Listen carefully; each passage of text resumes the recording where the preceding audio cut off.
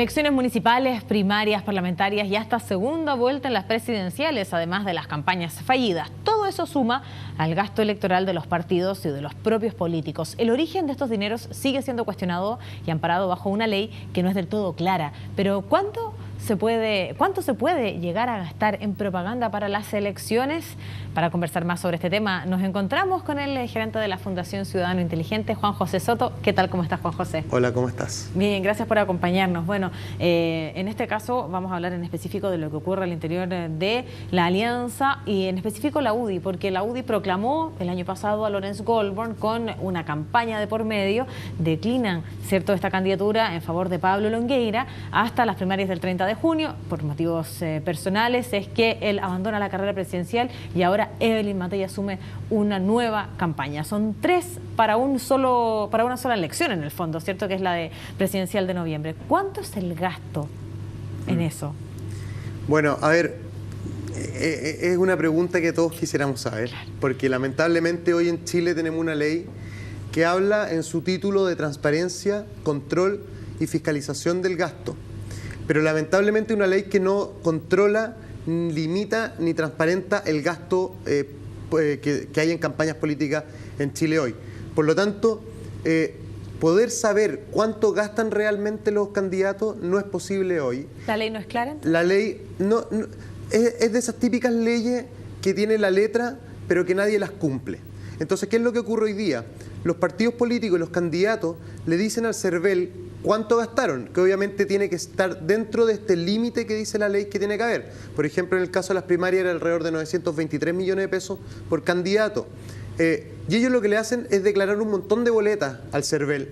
Y el CERVEL lo único que hace es chequear si las boletas son verdaderas, no son verdaderas, etcétera, pero no fiscaliza de que realmente hubiesen gastado el tope, sino que lo que ocurre usualmente es que hay ciertos candidatos de ciertas alianzas que gastan 10, 15 o 20 veces más que el tope, y eso es simplemente financiamiento absolutamente irregular, que va por fuera de la ley, que nadie puede tener acceso a quiénes son esos financistas, y además hay una asimetría entre quienes tienen mayor capacidad de recaudación de dinero versus aquellos candidatos que tienen menor capacidad de recaudación de dinero, y eso impacta directamente en las campañas y en la intención de voto de los ciudadanos. A ver, si es que la ley en el fondo indicaba que para las primarias eran 900 y tantos millones, ¿cierto?, los que permitía la ley de gasto electoral pensando en la elección del 30 de junio pasado, ¿cierto? Exacto, sí. Por lo tanto, el comando viene y declara con boletas y cuadra la cifra con lo que permite la ley. Exacto. Ya, pero lo que infiero es que tú dices que no significa que solo hayan gastado esa cantidad.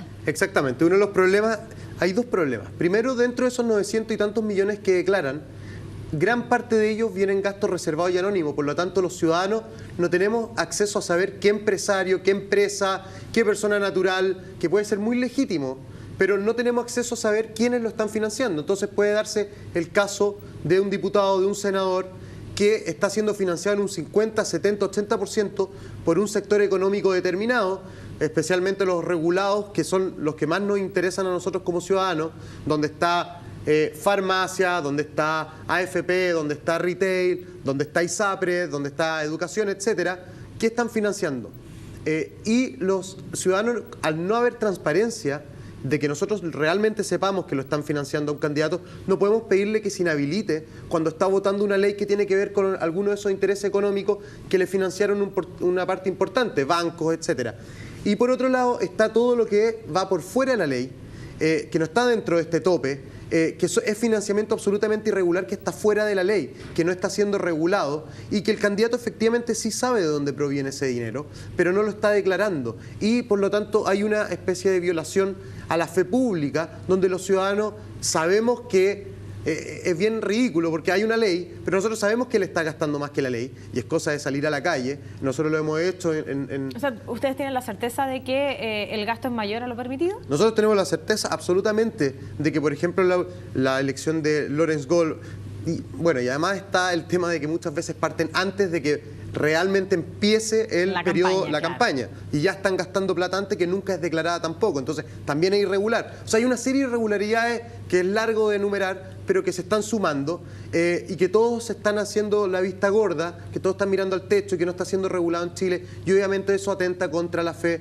de los ciudadanos en la política y en nuestros políticos. Y los que se ven más perjudicados son justamente partidos políticos más pequeños. Por ejemplo, en el caso de la Alianza, la UDI prácticamente más que dobla la capacidad de financiamiento, de recibir dinero de aportes reservados y anónimos que sus compañeros de Renovación Nacional.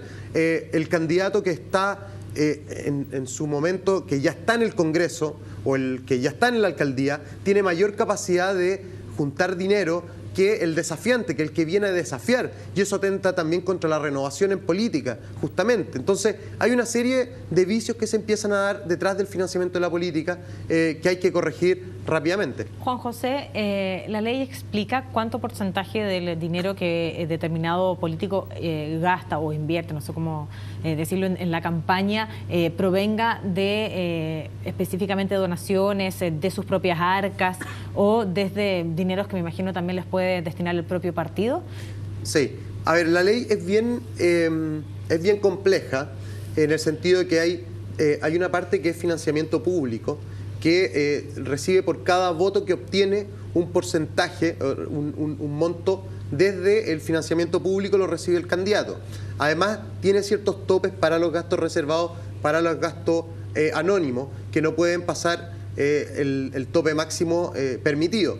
Entonces, hay una serie de regulaciones, pero el problema es que esas regulaciones no sirven si no hay lo que los estadounidenses denominan en política pública un enforcement, es decir, que hay a su vez un encargado, un ente fiscalizador que realmente se preocupa de que eso realmente ocurra y se cumpla.